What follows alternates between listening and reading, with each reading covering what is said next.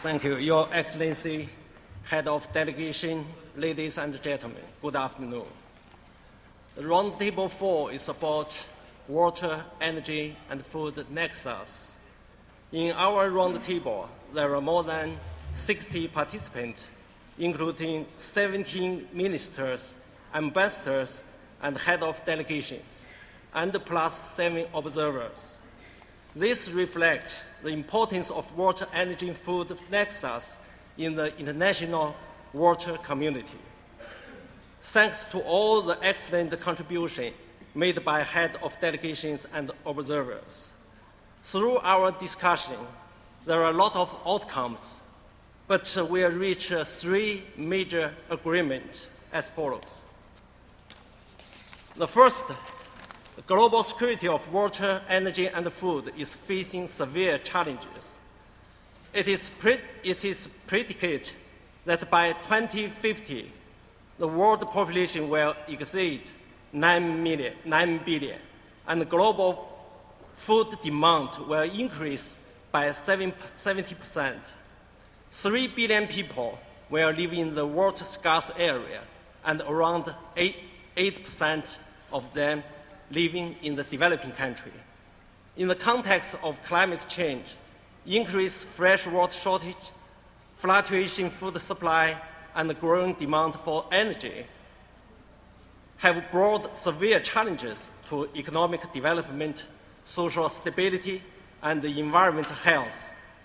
For developing countries, such challenges are more serious. Therefore, that it's very important for international community to join hands, make coordinate response to come up with effective solutions.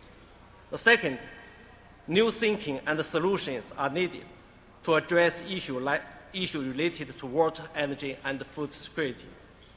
Water, energy, and food are always core elements for human society. As humans become a dominant factor on the earth, the fundamental solution for water, energy, and food security lies on the transformation of development patterns. We are not rich with natural resources and must manage human demands for water, food, and energy. We all realize that any security crisis, if they occur, will not be confined to any single domain of water, energy, and food, but will spread in all 3 domains as they are all interlinked and interacted. Therefore, we believe that the development of intersector coordination and cooperation is required to address the nexus issue. It calls for integrated planning, policy research, and decision-making on water, energy, and food from a comprehensive perspective. The third, it is imperative to expand international cooperation on water, energy, and food security. In the context of globalization, we are so closely interlinked to each other, and the impact of crises induced by a diverse water, energy, food interaction constitute a global issue. For example, water resources can be circulated internationally in the form of virtual water, and energy and food are already the bulk commodities moving across national boundaries. It means the security crisis of one country or region could easily generate a consequence in the international markets. Therefore, all countries should conduct active international cooperation, study water, energy, and food security issues on a global scale. Platform for policy and technical exchange should be established, and the global operation initiative should be jointly developed. During the discussion, many good recommendations for future action were raised. I would like to brief them as follows. There are 5, actually. First, as water, energy, and food are all closely interlinked with each other, The Nexus approach should be applied in government decision-making process for comprehensive solution to water, energy, and food security issues.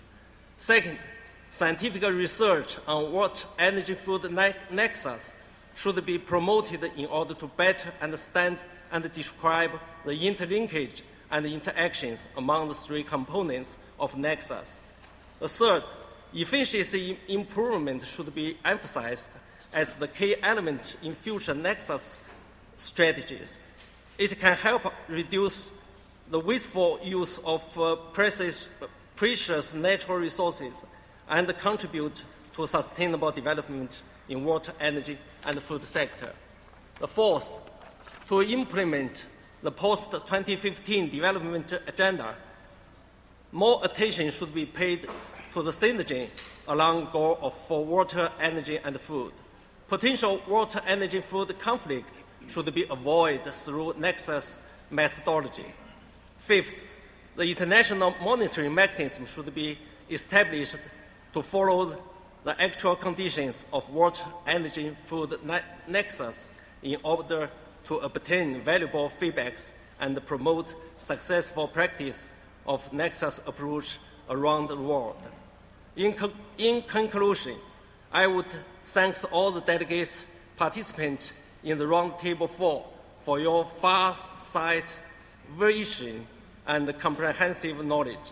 If I miss something important, you are welcome to make additional comments about issue in your statement later. Thank you very much.